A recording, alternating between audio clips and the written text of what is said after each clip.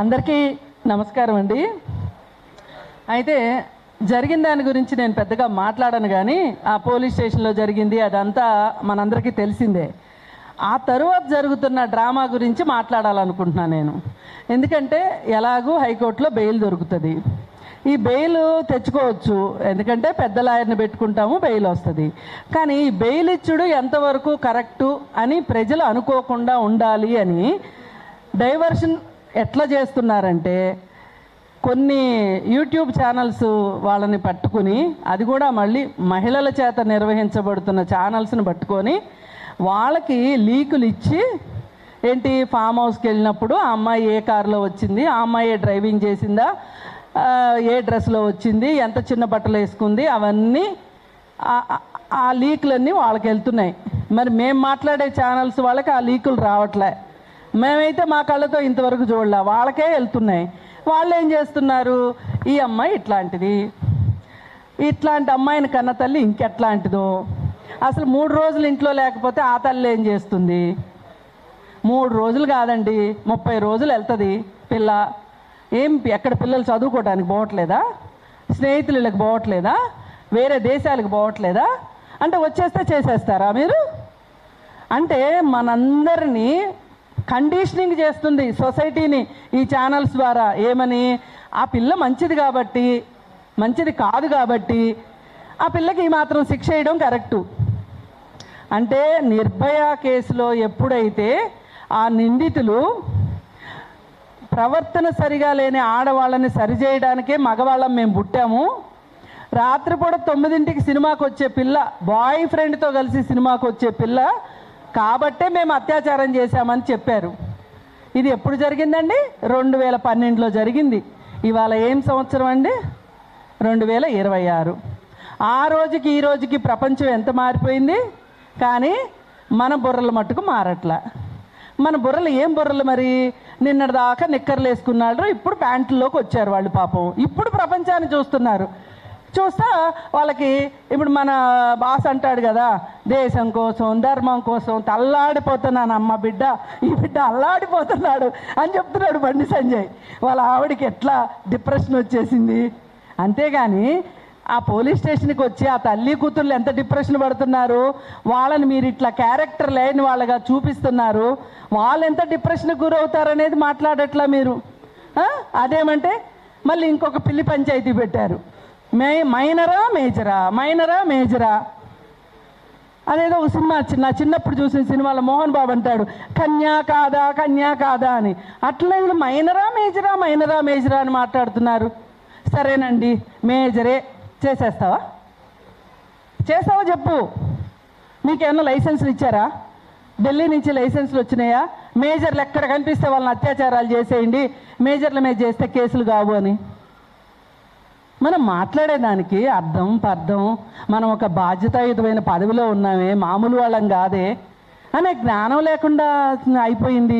అసలు లోకం ఇట్లా అయిపోతే, ఇందాక చెప్తున్నారు కదా, వాడెవడు ఆడవాళ్ళు ఎందుకు చదువుకోవటం, మళ్ళీ ఎక్కడికి తీసుకెళ్దాం అనుకుంటున్నారు, మళ్ళీ మన తిప్పి తిప్పి వెనక్కి తీసుకెళ్దాం అనుకుంటున్నారు. మనమేమో ముందుకెళ్ళాలనుకుంటున్నాం. ముందుకెళ్ళాలనుకున్న వాళ్ళని ఇగో మీ సంగతి చెప్తాను చూడండి.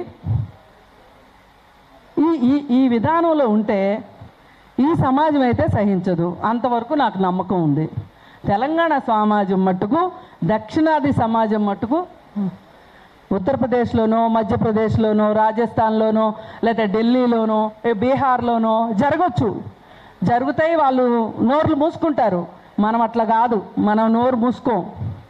ఆ రోజు నుంచి ఈ రోజు వరకు ప్రత్యూష అనే సినిమా యాక్టర్ కేసు విషయం ఈ రోజుకి మాట్లాడుతూనే ఉన్నాం, వదల్లే.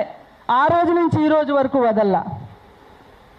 డబ్బులున్న వాళ్ళకి ఎట్లా బెయిల్స్ వస్తాయి, ఏ సెక్షన్స్ వాళ్ళకి శిక్షలు పడతాయి అనేది మనం చెప్పగలుగుతున్నాం. జైలుకి వెళ్ళి చూడండి, అందరూ ఎస్సీలు ఎస్టీలే ఉంటారు, ఎక్కడన్నా ఒకళ్ళు బీసీలు ఉంటారు. ఆర్థిక నేరాల్లో దెబ్బతే అగ్రకులాల వాళ్ళు, రాజకీయ నాయకులు ఎక్కడ ఏ జైల్లోనూ కనిపించరు. నేను జైళ్ళకి వెళ్ళి చూసా, అగ్రకులాల వాళ్ళు ఉండరు, అట్లాగే రాజకీయ నాయకులు ఉండరు, వ్యాపార వర్గాల వాళ్ళు ఉండరు. ఎవరంటే తిండికి తికానా లేని వాళ్ళు, బెయిల్కి బెయిల్ వేసుకోవడం రాని వాళ్ళే మాత్రమే ఉంటున్నారు. అందుకని మనం ఈ న్యాయస్థానాలను నమ్ముకుని ఈ న్యాయస్థానాల్లో న్యాయం జరుగుతుందని మనం అనుకుంటే దానంత భ్రమ ఇంకొకటి లేదు.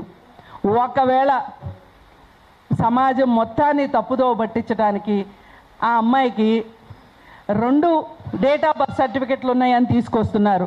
అంటే చర్చని ఎట్లా తీసుకెళ్తున్నారో చూడండి. ఈ జరిగిన అత్యాచారాల గురించి ఎవరో మాట్లాడుకోకుండా మనం అందరం ఇది మాట్లాడాలి. ఆ అమ్మాయి ఆ తల్లి దొంగ కేసు పెట్టిందని మాట్లాడాలా, అంతేగాని వీడు ఏమీ చేయలేదు అని మాట్లాడట్లా. ఇది గమనించండి. అంటే చేసినా పర్వాలేదు, వాడు లైసెన్స్ ఉంది, ఎందుకంటే వాళ్ళ నాన్న పొలిటికల్ లీడర్ కాబట్టి, వాళ్ళకి డబ్బులు ఉన్నాయి కాబట్టి ఏమైనా చెయ్యొచ్చు. ఈ విధానంగా సాగుతుంటే మనం మాట్లాడకపోతే ఎంత సమాజం మాట్లాడకపోతే ఏం జరుగుతుంది అనేది మనందరికీ తెలిసిన విషయమే.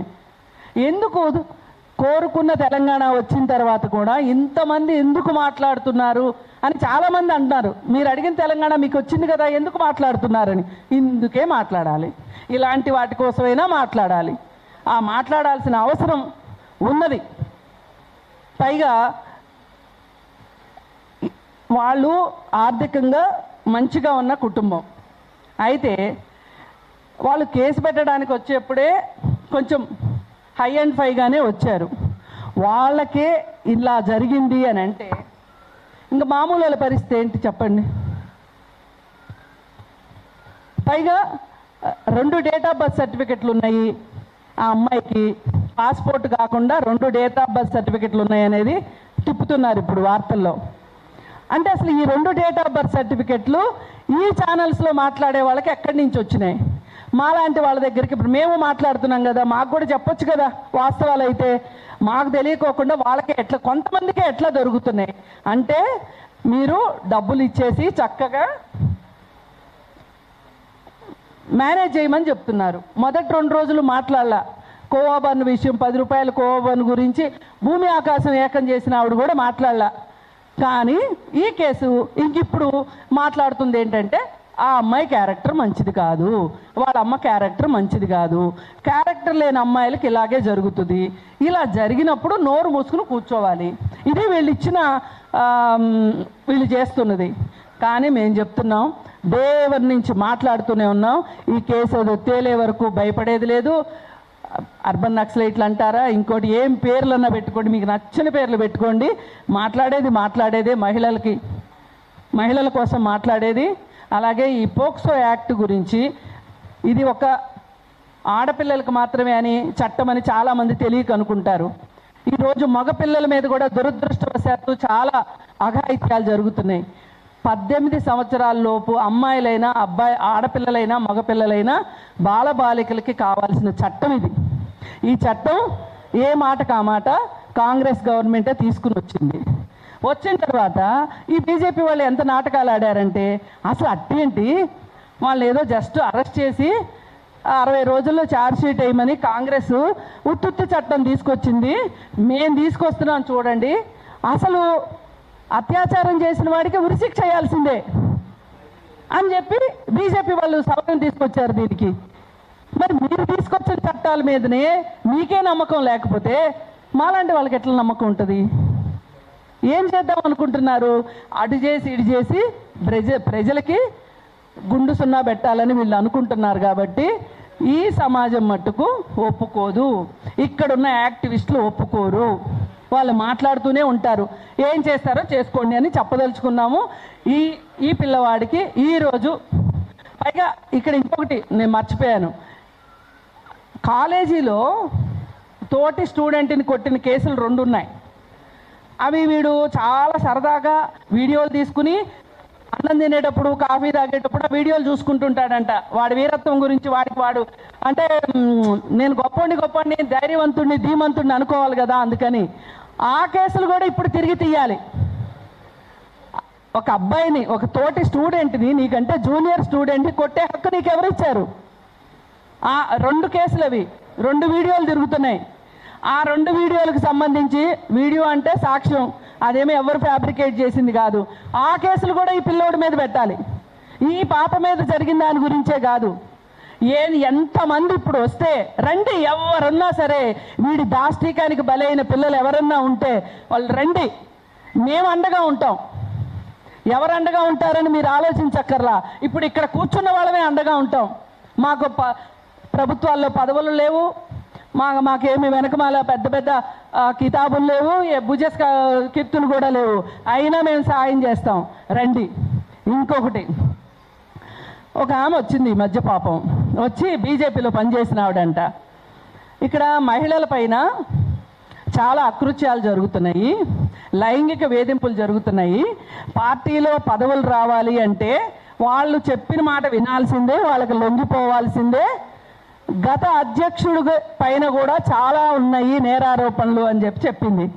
కానీ మనము డైలీ ఏవేవో ఉంటాయి ఆటి విధిలో పడిపోయి దాన్ని మనం పెద్ద సీరియస్గా తీసుకోలేదు. ఇప్పుడు ఎలాగో పనిలో పని మనం తవ్వుతున్నాం కదా, ఇప్పుడు ఇది కూడా బయటికి తీసుకురావాలి. ఆ అధ్యక్షుడు ఎవరు, చేసింది ఏంటి? మీరు రాజకీయాల్లో నాయకులు అయినంత మాత్రాన మీకు కొమ్ములు ఉంటాయా? మీ పార్టీలో పనిచేసే మహిళల పట్ల మీకు ప్రేమ అభిమానం లేకపోతే, గౌరవం లేకపోతే ఎట్లా అనేది కూడా మనం ఈరోజు మాట్లాడదాం. ఖచ్చితంగా మాట్లాడాల్సింది. ఈ అన్ని కేసులు తోటి వీళ్ళపైన ఎంతో కొంత ముప్పేట దాడి చేస్తే కానీ బండి సంజయ్కి ఆ అధికారం పేరుతో వచ్చిన పొగరు తగ్గదు, ఆ తలదిమ్ము తగ్గదు అని నేను చెప్తూ, ఈ కేసులో ఎంతవరకు అంటే మనం అందరం కలిసి అంత దూరం వెళదాము.